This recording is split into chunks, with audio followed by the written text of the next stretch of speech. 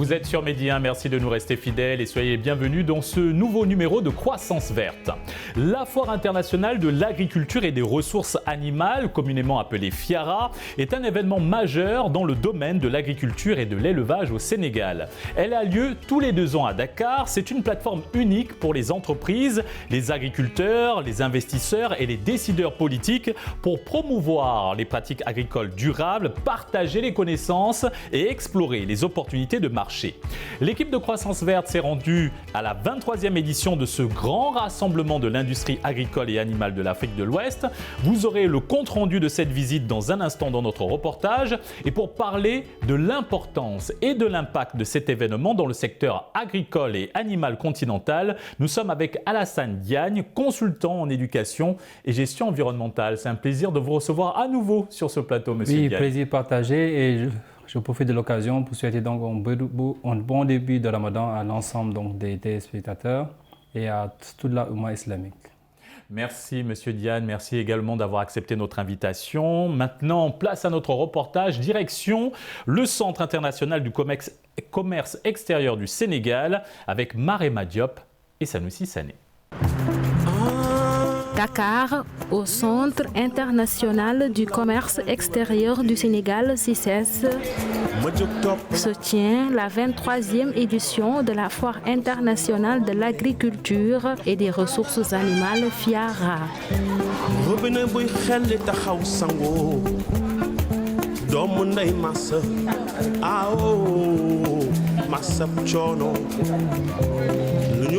Fatimata y est une exposante. Dans son espace, différentes variétés de graines et d'herbes sont mises en valeur.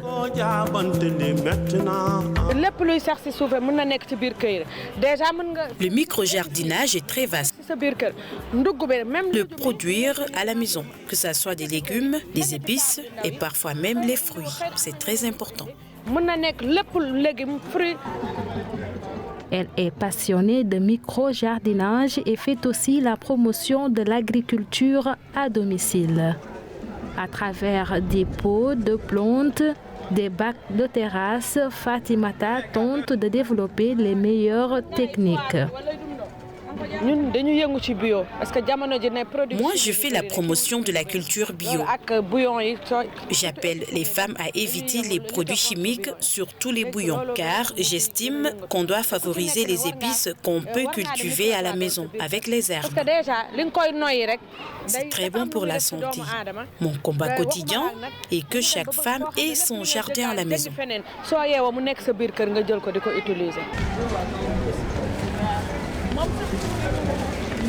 De la plantation au rendement, nous sommes au stand de la coopérative des producteurs de fruits et légumes de Keur Mbir Ndao de la région de Thiès, une localité située au centre du pays. Ces agriculteurs sont venus présenter leurs produits.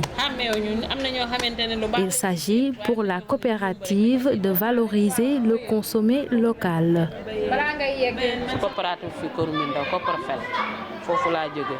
Je suis membre du Coprofel. Nous sommes dans la culture des fruits et légumes. Tout ce que vous voyez, nous l'avons cultivé nous-mêmes. J'ai exposé des carottes, choux, aubergines, concombres, pommes de terre, oignons, etc. J'avais un stock, mais les gens ont tout acheté. C'est important de manger ce que l'on cultive. Tu dépenses moins d'argent et tu as la santé aussi. Je suis contente quand je suis autour de la table et que je vois que j'ai cultivé tout ce que je suis en train de manger. Par exemple, avant de venir ici, j'ai fait mon concentré de tomates que je vais utiliser des mois. Tout ça pour éviter les concentrés de tomates importés.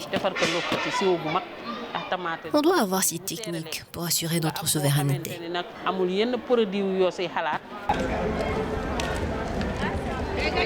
En effet, les exploitations familiales face aux défis de souveraineté alimentaire est le thème de cette édition de la FIARA. Un thème plein de sens selon les organisateurs, surtout dans un contexte de crise mondiale où chaque pays devrait développer sa propre capacité à produire son alimentation. Avant, chaque chef de famille avait ce qu'on appelle chez nous le tokor, c'est-à-dire un petit champ d'exploitation derrière sa maison où il y avait vraiment du piment, du gombo, de la tomate, entre autres, pour vraiment garder sa souveraineté avec un petit poulailler. Et il se passait, la maman vendait peut-être un poulet pour subvenir à une dépense de 3-4 jours. Donc, nous, c'est ce que nous défendons toujours. Compte tenu des difficultés rencontrées lors de cette Covid qui est passée ici, qui a ravagé, je ne parle même pas de l'Afrique, du Sénégal, mais du monde entier, je pense qu'on est assez inspiré, assez édifié pour notre avenir afin que vraiment nos préoccupations, nous devons les gérer nous-mêmes, prendre les devants pour faire face aux difficultés qui peuvent nous rattraper à tout moment. Cette foire est un carrefour de l'agriculture et de l'élevage, une vitrine des productions agricoles, agroalimentaires et agroforestières.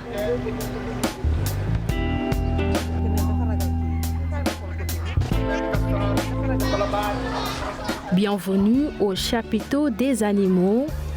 Cet espace animalier attire avec le roucoulement des pigeons.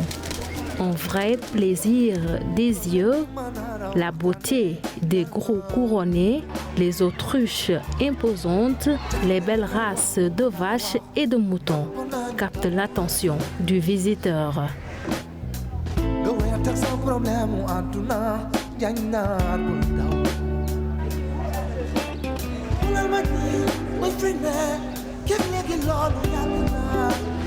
Il y a plein d'exposants qui nous montrent pas mal de trucs et c'est une opportunité pour moi de venir voir ce qui s'est fait au Sénégal, dans mon pays.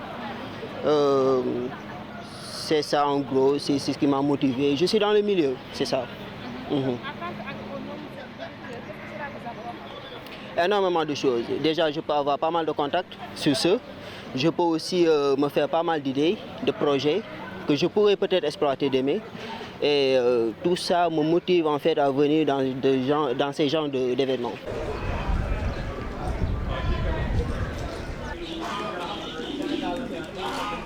À l'une et colombophile, il présente avec passion son exposition composée de pigeons de race.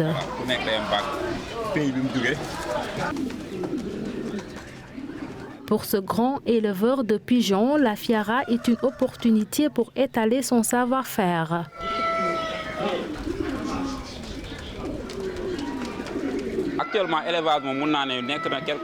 L'élevage est un secteur très prisé par les jeunes ici au Sénégal. C'est une activité qui ne demande pas beaucoup de moyens pour se lancer.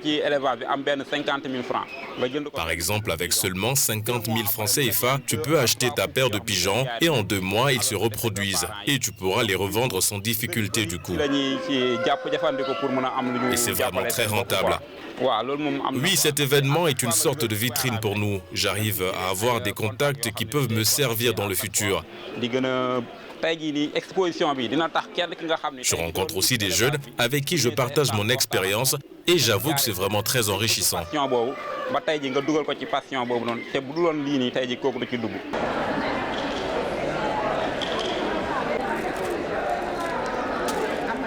L'agriculture et l'élevage sont des activités primordiales en Afrique. Ces 2 secteurs emploient la majorité de la population rurale et fournissent une grande partie de l'alimentation du continent. Cependant, l'agriculture comme l'élevage sont confrontés à de nombreux défis. D'où l'importante présence d'organisations et d'institutions à la Fiara. L'objectif est d'assurer la promotion et les échanges commerciaux entre les acteurs du Sénégal et de la sous-région. Nous avons eu à faire beaucoup d'actions dans les zones frontalières et à travailler avec beaucoup de groupements villageois. Nous sommes allés au-delà en créant un cadre, une plateforme, une association qui regroupe tous ces groupements de femmes dans les 10 régions frontalières du Sénégal. Aujourd'hui, vous retrouverez le sud le nord, le centre. Toutes ces femmes sont ici représentées, avec aussi en prime les produits locaux, en tout cas de leur zone. Tout ce qu'ils ont quand même comme atout en ce qui concerne ces produits, ils ont eu donc à travailler à transformer.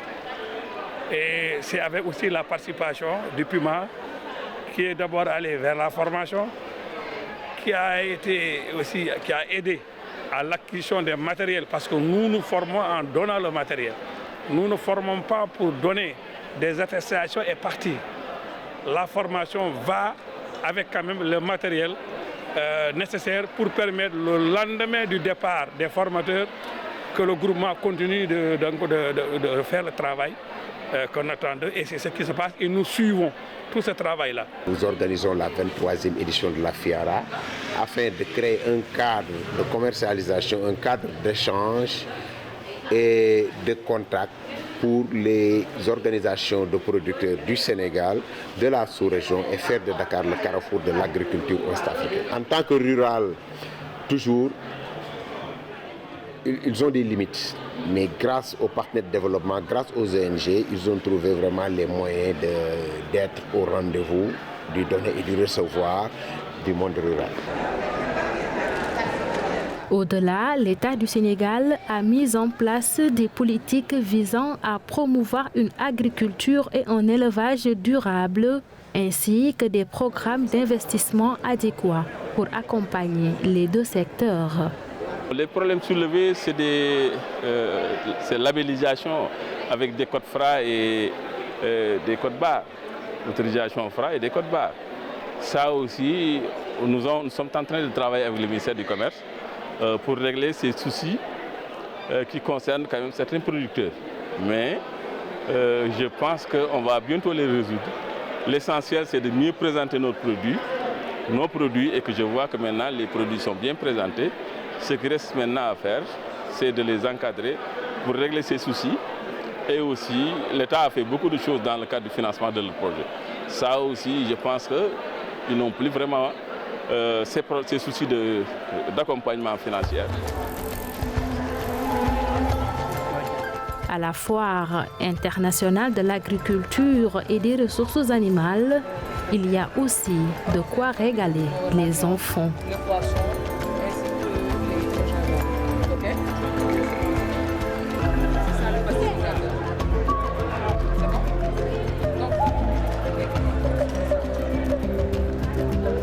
Je viens ici avec mes amis pour voir des produits de l'agriculture et des animaux. Ce qu'on fait en histoire, surtout en géographie et sur le domaine de l'agriculture, de l'élevage et de la pêche, et que les enfants viennent le constater avec des explications de professionnels. Là, c'est le vécu quotidien, donc ils vont voir directement les produits. Donc ce n'est plus une explication abstraite ou semi-abstraite, là c'est le domaine du toucher. Donc ils viennent voir, ils viennent confirmer, ils peuvent même goûter. La Foire internationale de l'agriculture et des ressources animales FIARA est une initiative des producteurs agricoles ruraux du Sénégal. Elle se tient depuis 1999. Même s'ils sont conscients que l'agriculture et l'élevage sont des secteurs vitaux pour l'économie et la sécurité alimentaire du continent, ces producteurs restent cependant confrontés à de nombreux défis.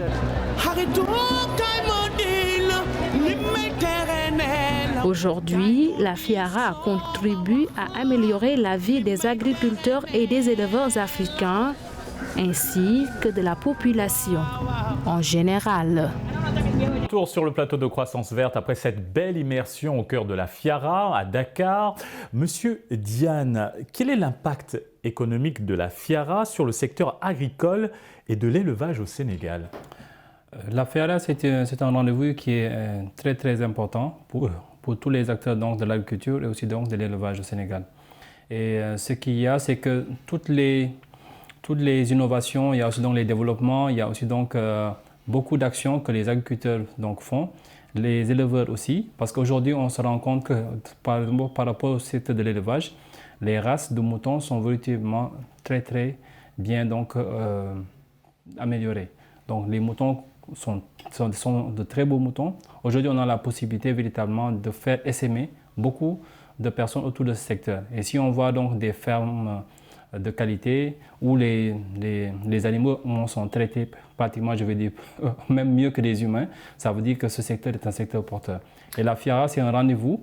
Et je profite aussi de l'occasion pour un peu prier pour le repos de ce âme de M. Cissé, qui a été donc véritablement une personne très très importante pour la FIARA et que nous avons aussi eu la chance aussi de rencontrer. Donc c'est un travail de longue haleine, ils ont réussi à le mettre dans l'agenda des événements de développement du Sénégal. Monsieur Diagne, comment la FIARA peut-elle contribuer à la promotion de l'agriculture durable et à la sécurité alimentaire au Sénégal? Aujourd'hui, nous avons cette chance de pouvoir un peu faire découvrir et aussi de toucher du doigt le fait que l'agriculture, c'est le développement. Aucun pays ne peut se développer par l'importation de produits. Il faut avoir une souveraineté alimentaire, il faut savoir une souveraineté agricole. Il y a le fait aussi, il faut renforcer aussi l'équipement agricole. C'est-à-dire tout ce que ces femmes-là disent en matière de transformation, mais il faut gérer toute la chaîne de valeur. Il faut pouvoir produire, transformer, conditionner, labelliser et l'amener donc jusqu'à la table du consommateur. C'est-à-dire avoir une filière de la fourche jusqu'à la fourchette et avec la qualité qu'il faut. Aujourd'hui, tout ce que nous avons comme situation de maladies liées à ce que nous consommons, les cancers, beaucoup, c'est lié à la mauvaise qualité des produits que nous consommons nous-mêmes.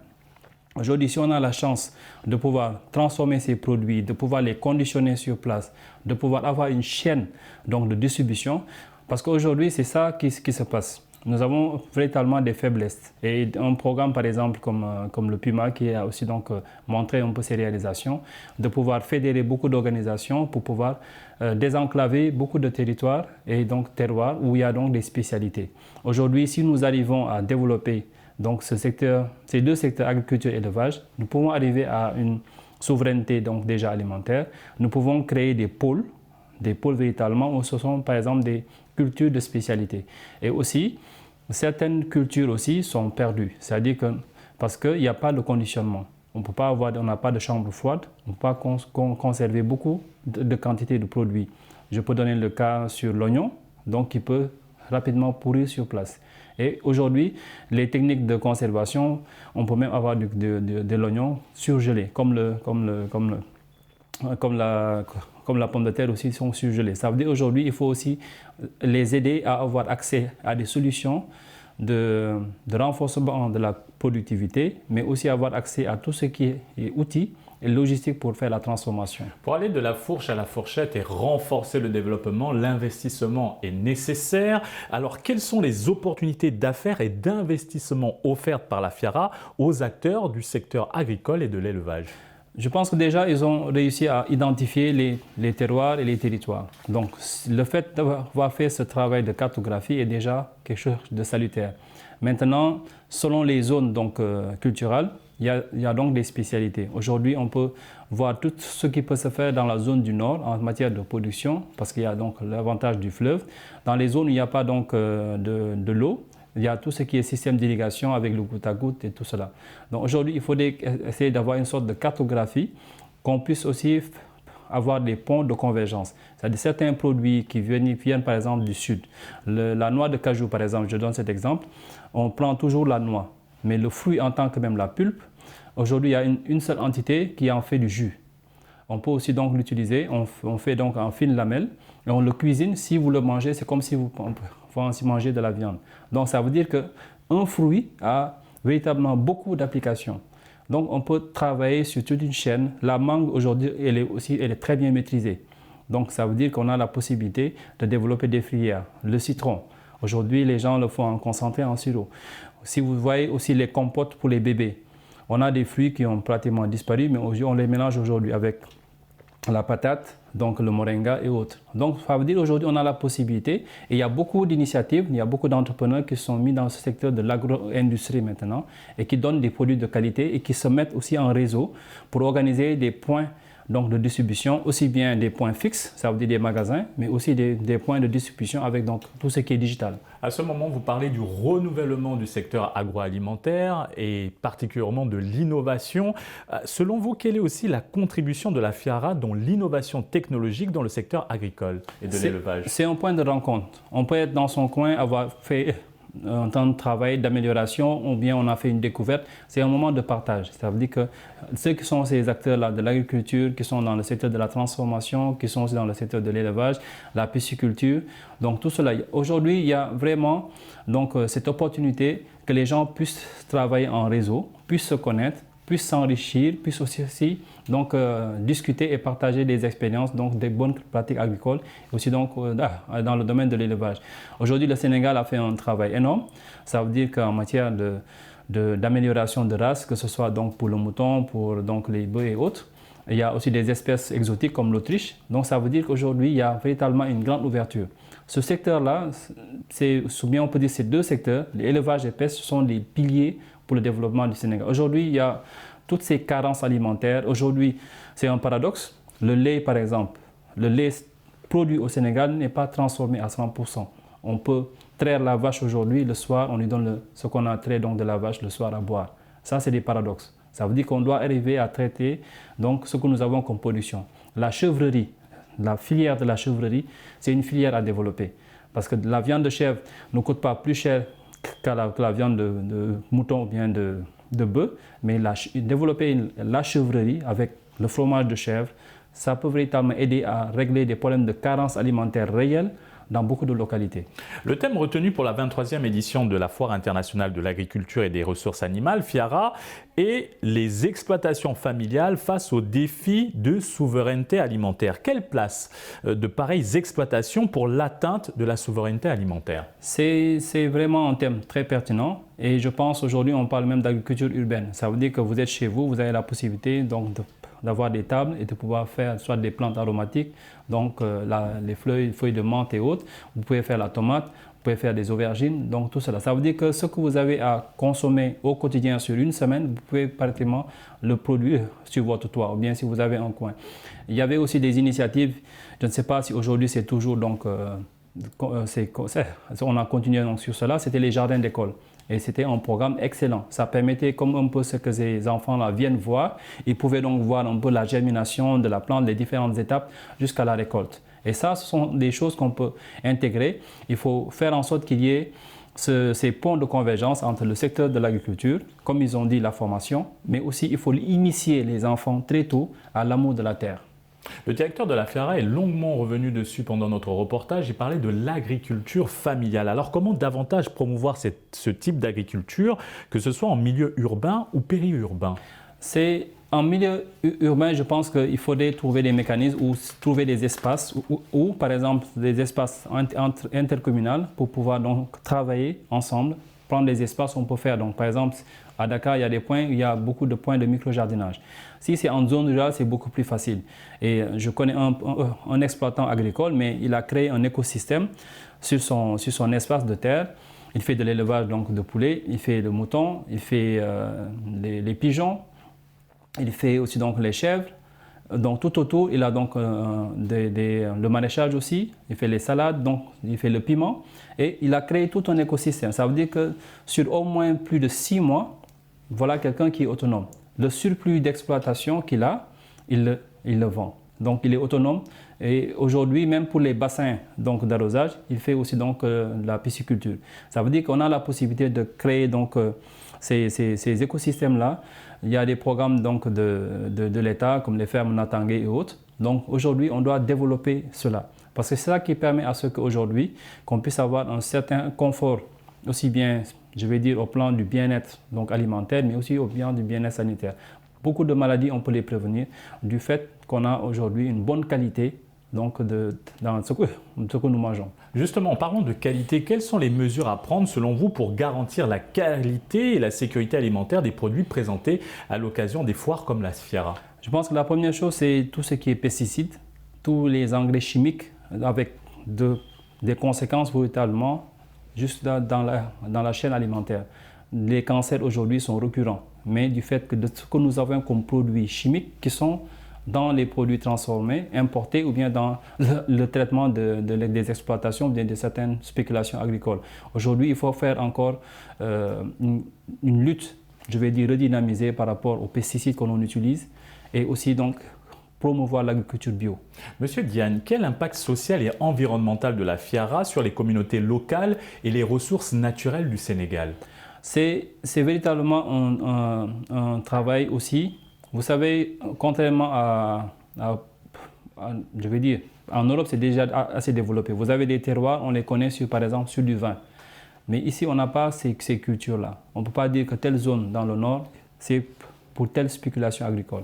Donc tout cela, c'est important. Aujourd'hui, le fait qu'il y ait ces terroirs, ces territoires, ces exploitants agricoles qui peuvent venir exposer, présenter leur savoir-faire, parce que c'est un savoir-faire. Aujourd'hui, on peut être sortant dans l'école d'ingénierie agricole, mais ce que le paysan a comme savoir sur 100 ans, 150 ans, il peut vous l'apprendre. Mais donc, il faut avoir cette humilité pour venir apprendre et maintenant faire le lien entre tradition et modernité. Les bonnes pratiques traditionnelles, on peut les jumeler avec les pratiques modernes pour pouvoir augmenter la qualité de la production et aussi présenter au consommateur final vraiment des produits de qualité qui ne sont pas en porte-à-faux avec son bien-être. Merci Monsieur Diagne pour cet éclairage. Nous rappelons que vous êtes consultant en éducation et gestion environnementale. Merci et donc toujours un plaisir et donc Croissance Verte donc nous rend service. Merci et merci à vous d'avoir suivi cette émission. Très bonne suite des programmes sur Média.